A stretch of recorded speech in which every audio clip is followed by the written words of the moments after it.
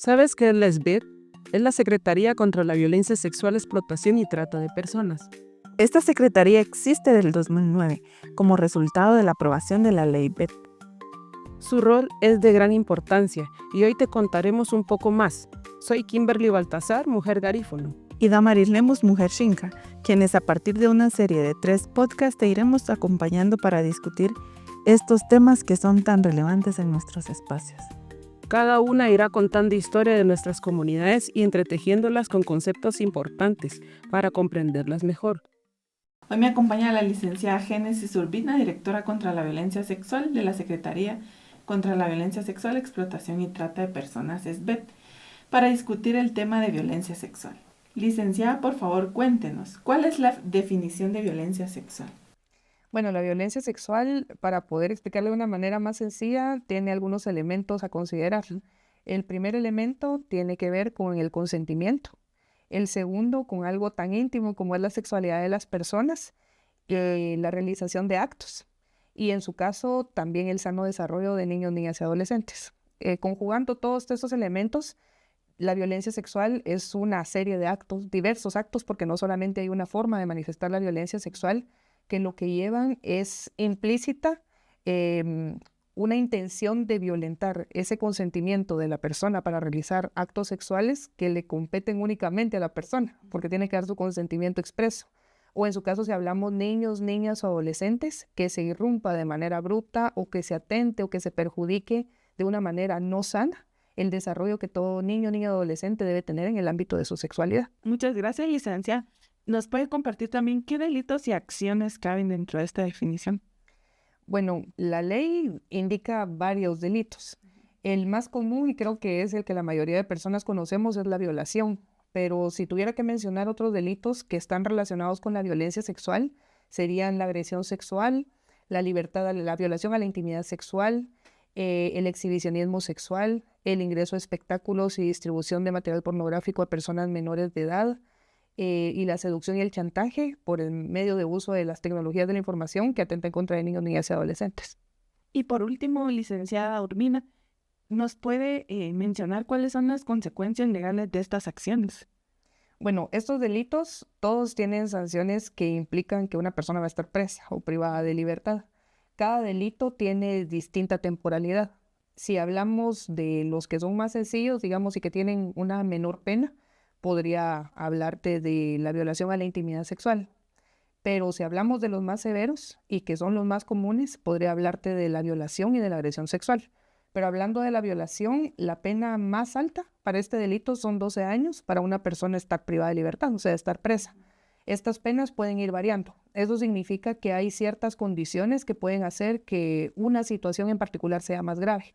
Por ejemplo, si hablamos de que a consecuencia de un delito como la violación resulta un embarazo, si ocurre por parte de una persona que es muy cercana, si es una persona con discapacidad, todas esas condiciones pueden hacer que esa pena, que en algún momento fue 8, 10 o 12 años, sea más grave, pero todo depende del caso en concreto. La ley lo que hace es que te da un parámetro, te da una pena mínima y una pena máxima, y se puede poner la mínima, la máxima o en intermedio, pero esas penas pueden ir variando según el caso en concreto.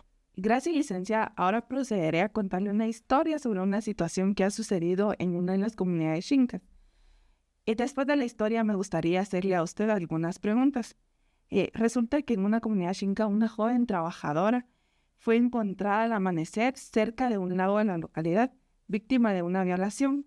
La noticia se propagó rápidamente entre los vecinos, desatando una ola de comentarios y especulaciones que, lejos de ayudar, comenzaron a dañar la dignidad de la víctima. En las esquinas y comercios del pueblo, los rumores no se hicieron esperar.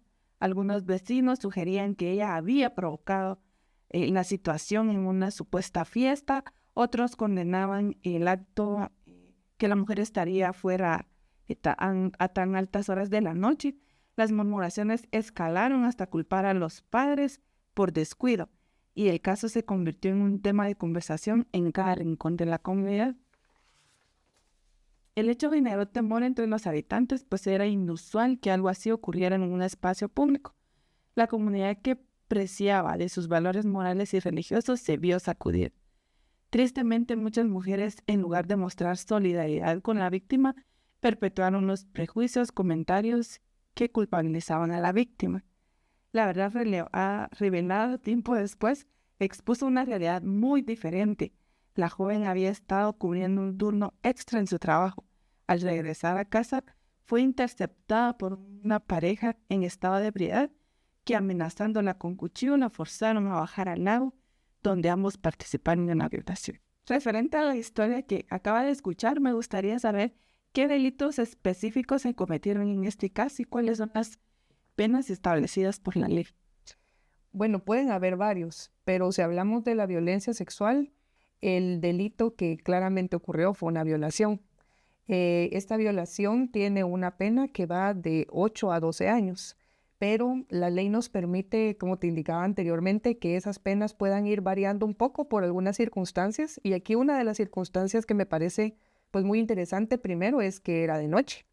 Se movió a la persona o se le llevó a un lugar completamente alejado donde cualquier persona pudiera brindarle auxilio y actuaron 2 personas juntas, ambos son responsables. Entonces estaríamos ante un delito de violación que tiene una pena máxima de 12 años. ¿Y cuáles son los pasos inmediatos que debe seguir una víctima de violencia sexual y su familia? Bueno, en este caso estamos ante posiblemente en su momento una desaparición de una mujer. Si ella salía de su turno de trabajar y durante la noche no apareció, seguramente su familia estaba muy preocupada. Entonces existe un mecanismo que es la activación de una alerta, que es la alerta Isabel Claudina. Digamos que esa sería una primera herramienta que tienen los papás o su familia para poder mover al sistema, mover al Estado y empezar a buscarla. Pero al momento de que ella, pues, ya sea que logre escapar o que sea dejada por las personas que la agredieron y ella busque ayuda, lo primero que puede hacer pues es dirigirse al centro de salud más cercano del Ministerio de Salud Pública y Asistencia Social, o en su caso, si hay un hospital nacional, ahí hay una clínica específica que se encarga de brindar atención a víctimas de violencia sexual. Eso es lo primero que puede hacer. Pero digamos que no pudo ir ni al centro de salud ni tampoco pudo ir a una clínica, está la Policía Nacional Civil a quien puede acudir, o puede también acudir al juez de paz de la localidad. Todos ellos son, digamos, los primeros actores a los que se puede recurrir, no solamente para garantizar que en su momento, si la persona quiere presentar una denuncia, pues se continúe con ese proceso, sino también brindarle servicios que le ayuden a estabilizarse y en este caso, pues ver cómo está su estado de salud, ¿verdad? Si está físicamente bien, está golpeada o se utilizó algún arma, no sé, tantas condiciones particulares del caso que tendrían que establecerse, pero digamos que esos son algunos actores a los que puede acudir ella en un primer momento. Asimismo, nos gustaría saber cuáles son las 3 acciones más importantes que debe tomar una persona que ha sido víctima de violencia sexual. Bueno, si estamos hablando de los primeros momentos, yo podría sugerirte algunas, pero cada caso de violencia sexual es distinto. Y la forma en la que las personas reaccionamos ante un evento potencialmente traumático también es distinto. Pero lo primero que yo te pudiera sugerir es que la persona no se bañe. Esa sería la primera acción, que no se bañe, que no se cambie de ropa, porque es importante poder encontrar algún medio, algún indicio que eso va a servir para que las personas que cometieron este delito las puedan sancionar. Otro tema que tal vez no tiene que ver directamente con una acción, pero que sí es importante con las víctimas de violencia sexual, es tratar a la medida de lo posible de presentar la denuncia. Es una tarea titánica porque en realidad al experimentar un evento de esa naturaleza quizás no es en lo primero en lo que se piensa, pero es importante que presente la denuncia. Y en su caso, que pueda acudir a un servicio de salud. Es importante que si la víctima, en este caso como fue violentada, fue una violación, pueda garantizarse que ella no va a tener como consecuencia un embarazo no deseado o el contagio de una enfermedad de transmisión sexual. Entonces, en un servicio de salud pública se le puede proporcionar un kit que lo que busca es evitar esas consecuencias.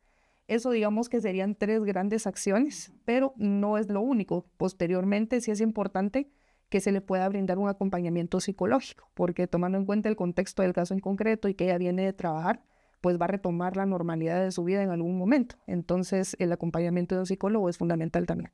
Es importante también conocer qué instituciones pueden brindar servicios de apoyo psicológico general a las víctimas.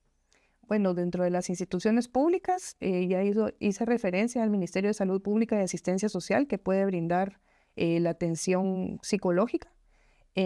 Se cuenta también con el Instituto de la Víctima, que puede brindar también atención psicológica y atención legal, médica, psiquiátrica, que son otros de los servicios que brinda.